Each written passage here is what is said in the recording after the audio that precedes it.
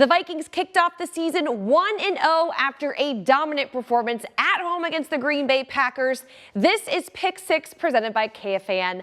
I'm Tatum Everett here inside TCO Studios, and every other week we'll bring you this edition of Pick 6, where we're not just getting fan questions answered by our local media. We're also asking players, coaches, legends, anybody that you want to ask a question to, you can tweet them at us, and we'll do our best to get them answered. So that's what Grace did. Our first question here on Pick 6 is Grace from Maplewood. She says, how was your first game at US Bank Stadium as a Viking? So Grace wanted to ask Caleb Evans. We found him, and here's his answer. Hey Grace, my first game at US Bank Stadium was amazing. It was everything I was hoping it would be. The fans were awesome. The energy was electric. My teammates had me excited, so it was everything I could have wished for. Thanks to Caleb. He's also very active on social media. Go give him a follow on Twitter at Caleb Evans. Well, question number 2 is coming to us. Douglas in Wisconsin. He says, I was really shocked Irv Smith didn't have an impact on the game. I assume the other tight ends were in there more for protection assignments, and it just comes down to game plan. Can you offer any other perspective? And so for that perspective, we'll kick it out to Voice of the Vikings, Paul Allen. Douglas, excellent question. In fact, we've gotten it 9 to noon on KFAN, and it's an intriguing question because Irv Smith Jr. is very gifted and very talented, but also coming off an injury. Now, Johnny Munt, let's not forget, was with Kevin O'Connell and the LA Rams during their Super Bowl year, even though he got hurt. So my answer is, I believe Johnny knows the offense so well inside and out that in that specific game, it made the most sense to go with him early and go with him often. But I expect it to be ever-changing during the course of the year. Thanks, PA. 2 questions down. Let's go to question number 3. This one is Dave Baker at Mornings with Dave. He tweeted me this question, and I figured we'd go and ask Vikings Entertainment Network's Gabe Henderson. How impressed were you by the play of the O-line? Because I thought it was actually pretty good. Gabe, what do you think? Good morning, Dave. I appreciate the question. I really thought the Minnesota Vikings moving company played really well also. You have Brian O'Neill, who didn't give up a pressure all game.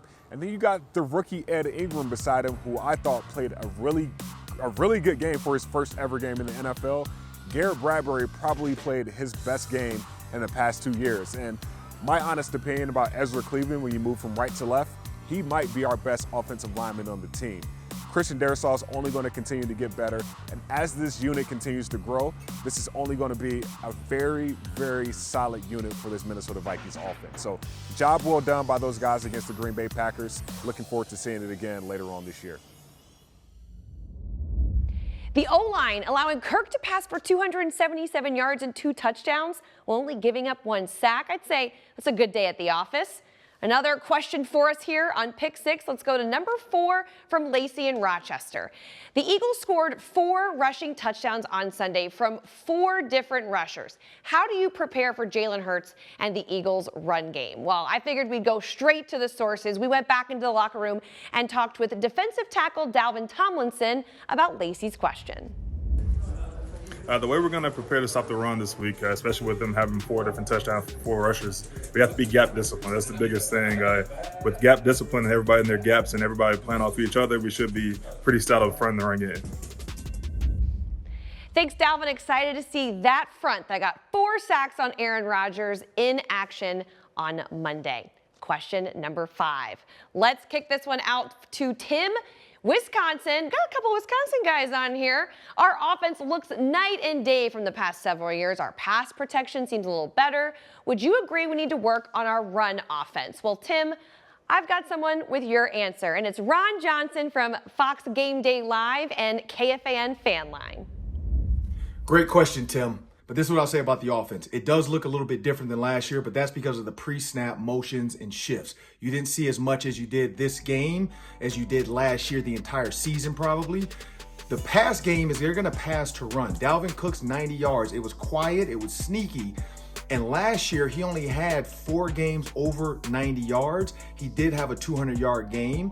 Other than that, they were all under. He had 8 other games under 90 yards. So I think the run game is just fine. What this offense is going to benefit from is Kirk Cousins being able to change the plays at the line of scrimmage.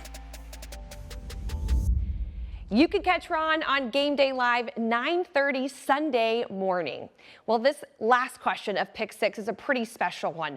Tony from Mankato wanted us to find Gary Cuozzo. He was a Vikings quarterback from 1968 to 1971, and he made the Vikings' first ever start under center in a Monday night football game. So he wants us to ask Gary, with the Vikings playing Monday night, what sticks out to you the most about that first Monday night football game in franchise history? Well, Tony, we tracked down Gary, and here's what he said. Well, I picked it up last night also and watched it because I had a vague memory of the game. But it rained the whole time. It was muddy. We only threw, I threw 8 passes. We threw none in the fourth quarter. We got ahead early, and between the philosophy of Bud and the early lead, we ran the ball time after time, and had no interceptions, few fumbles, but we just outlasted them just by not making a mistake, which we did a lot of that when I was there because that was kind of Bud's philosophy of the offense. Wasn't really out there to score a bunch of touchdowns.